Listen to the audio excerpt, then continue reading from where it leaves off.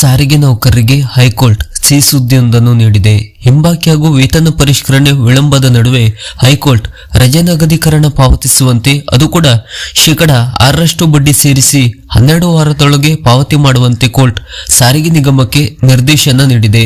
ಜೊತೆಗೆ 12 ವಾರದೊಳಗೆ ನೀಡುವುದನ್ನು ತಪ್ಪಿದಲ್ಲಿ ಶೇಕಡ 9% ಬಡ್ಡಿ ವಿಧಿಸುವುದಾಗಿ ಎಚ್ಚರಿಕೆಯನ್ನು ಕೂಡ ಕೋರ್ಟ್ ವಿಧಿಸಿದೆ. ಹೌದು, ಸಾರಿಗೆ ನೌಕರರ ರಜೆ ನಗದೀಕರಣ ಪಾವತಿಯಲ್ಲಿ ವಿಳಂಬ ಮಾಡಿದ ಪರಿಣಾಮ ನಿವೃತ್ತ ಸಿಬ್ಬಂದಿಗೆ ಶೇಕಡ 6% ಬಡ್ಡಿ ಸೇರಿಸಿ ಮುಂದಿನ 12 ವಾರಗಳಲ್ಲಿ ಪಾವತಿ ಮಾಡುವಂತೆ ಹೈಕೋರ್ಟ್ ವಾಯುವ್ಯ ಕರ್ನಾಟಕ ರಸ್ತೆ ಸಾರಿಗೆ ನಿಗಮಕ್ಕೆ ನಿರ್ದೇಶನವನ್ನು ನೀಡಿದೆ. ವಾಯುವ್ಯ ಸಾರಿಗೆ ಸಂಸ್ಥೆಯಲ್ಲಿ ಸೇವೆ ಸಲ್ಲಿಸಿ ನಿವೃತ್ತರಾಗಿರುವ ಯಲ್ಲಪ್ಪ ಮತ್ತಿತರರು ಸಲ್ಲಿಸಿದ್ದ ಅರ್ಜಿ ವಿಚಾರಣೆ ನಡೆಸಿದ ನ್ಯಾಯಮೂರ್ತಿ ಎಂ ನಾಗಪ್ರಸನ್ನ ಅವರಿದ್ದ ಏಕಸದಸ್ಯ ಪೀಠ ಈ ಆದೇಶವನ್ನು ನೀಡಿದೆ. ವಾದ ಪ್ರತಿವಾದ ಆಲಿಸಿದ ಬಳಿಕ ನ್ಯಾಯಪೀಠ ಅರ್ಜಿದಾರರು ನಿವೃತ್ತಿಯ ಬಳಿಕ 10 ರಿಂದ 25 ತಿಂಗಳು ಕಳೆದರೂ ಅವರಿಗೆ ಲಭ್ಯವಾಗಬೇಕಾದ ಇಎಲ್ ನಗದೀಕರಣ ಮಾಡುವುದಕ್ಕೆ ನಿಗಮ ಮುಂದಾಗಿಲ್ಲ. ಅಲ್ಲದೆ ರಜೆ ನಗದೀಕರಣ ಪಾವತಿ ವಿಳಂಬವಾಗಿದ್ದರೂ ಬಡ್ಡಿ ಪಾವತಿಸಿಲ್ಲ. ಆದ್ದರಿಂದ ಮುಂದಿನ 12 ವಾರಗಳಲ್ಲಿ ಬಡ್ಡಿ ಪಾವತಿಸಬೇಕು. ಒಂದು ವೇಳೆ ಬಡ್ಡಿ ಪಾವತಿಸುವಲ್ಲಿ ವಿಳಂಬ ಮಾಡಿದಲ್ಲಿ ಶೇಕಡ 9% ಬಡ್ಡಿ ಸೇರಿಸಿ ಪಾವತಿಸಬೇಕಾಗುತ್ತದೆ ಎಂದು ನ್ಯಾಯಪೀಠ ತಿಳಿಸಿದೆ.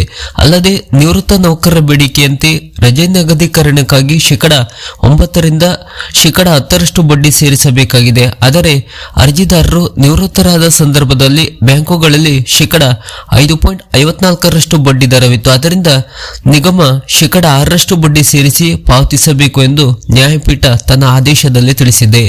ನೌಕರರ ರಜೆ ನಗದು ಪಾವತಿ ವಿಳಂಬ ಮಾಡಿರುವುದರಿಂದ ಅದಕ್ಕೆ ಪರಿಹಾರ ಪಡೆಯುವ ಹಕ್ಕು ನೌಕರರಿಗಿದೆ. ಸಾರ್ವಜನಿಕ ನಿಧಿಯಿಂದ ಸಾರ್ವಜನಿಕ ಸಾರಿಗೆ ನಿಗಮಗಳು ಎದುರಿಸುತ್ತಿರುವ ಆರ್ಥಿಕ ವಾಸ್ತವಗಳ ನಡುವೆ ಸಮತೋಲನ ಕಾಯ್ದುಕೊಳ್ಳಬೇಕು ಎಂದು ಕೂಡ ನ್ಯಾಯಪೀಠ ಸಲಹೆಯನ್ನು ನೀಡಿದೆ.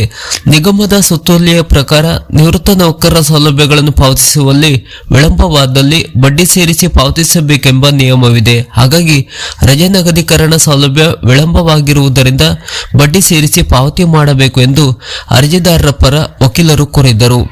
ಇನ್ನು ಈ ಪ್ರಕರಣದ ಹಿನ್ನೆಲೆ ನೋಡುವುದಾದರೆ ಅರ್ಜಿದಾರರು 1987ರಲ್ಲಿ ವಾಯುವ್ಯ ಕರ್ನಾಟಕ ರಸ್ತೆ ಸಾರಿಗೆ ನಿಗಮಕ್ಕೆ ಕಂಡಕ್ಟರ್ ಆಗಿ ನೇಮಕಗೊಂಡಿದ್ದರು. 2022ರಲ್ಲಿ ನಿವೃತ್ತಿ ಹೊಂದಿದ್ದರು. ನಿವೃತ್ತಿ ಬಳಿಕ ರಜೆ ನಗದೀಕರಣ ಮಾಡಿಕೊಟ್ಟಿರಲಿಲ್ಲ. ಅದನ್ನು ಪ್ರಶ್ನಿಸಿ ಅರ್ಜಿದಾರರು ಹೈಕೋರ್ಟ್ ಮೆಟ್ಟಿಲೇರಿದ್ದರು.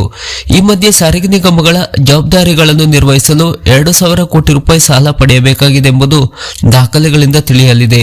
ಕೋವಿಡ್ನಿಂದ ಸಾರಿಗೆ ನಿಗಮಗಳಿಗೆ ಉಂಟಾದ ಆರ್ಥಿಕ ಸಂಕಷ್ಟ 2 ವರ್ಷ ಕಳೆದರೂ ಇಂದಿಗೂ ಮುಂದುವರಿಯುತ್ತಿದೆ.